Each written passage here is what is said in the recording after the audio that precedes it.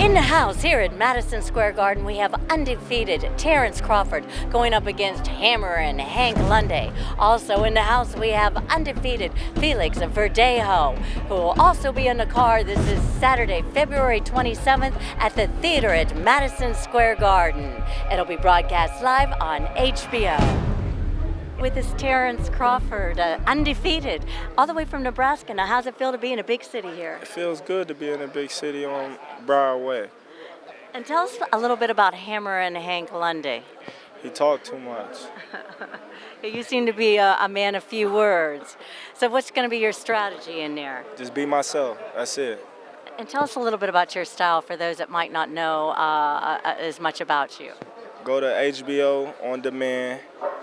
Type in Terence Crawford, and then that's going to give you a little intake, or you go to YouTube and type in Terence Crawford, and that's going to bring up some fights, and you can, see what Terence Crawford really about. And tell us about your trainer and your training. Oh, man, my training is going great right now.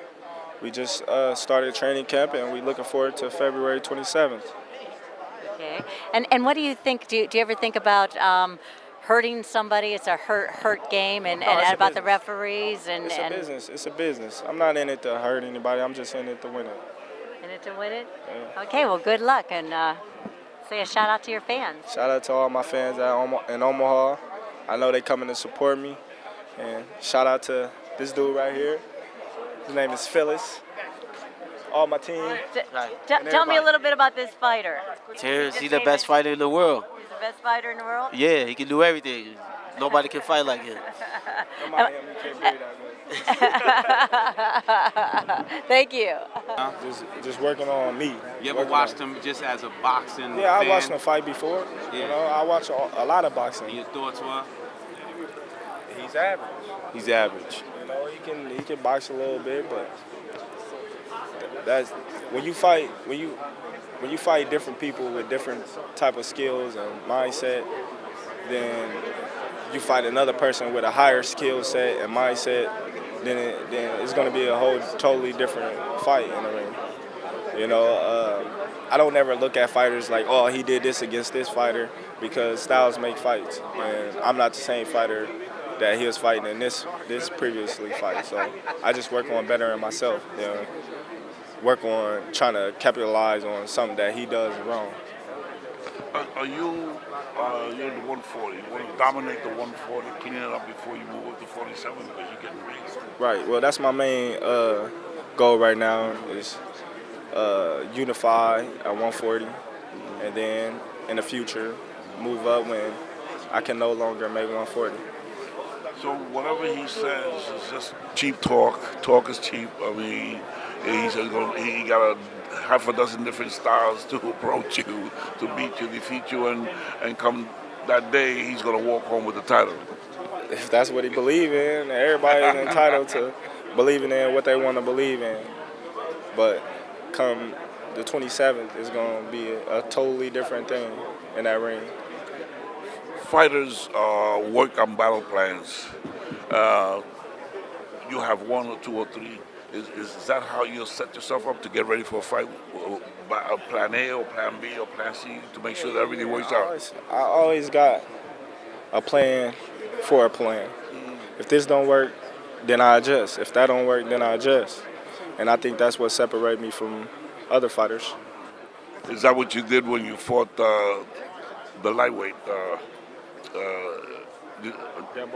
Jambo, right. where you switched from right hand to left hand, and then you were able to beat him because he was giving you such a hard time with the right hand.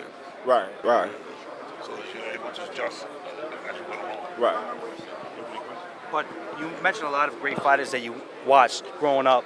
You watched a lot of old fights. Is there one older fighter in particular that you try to emulate, or style that you try to emulate in the ring? Not really. I used to just see something that a great fighter would do that was good and try to put it in my arsenal. Try to take little bits and pieces out of each fighter and create my own style. Where are you training at? Where? Oh, Colorado Springs. How's it there? It's good right now. It's warmer than here. And here it's warmer than Omaha, so it's a plus.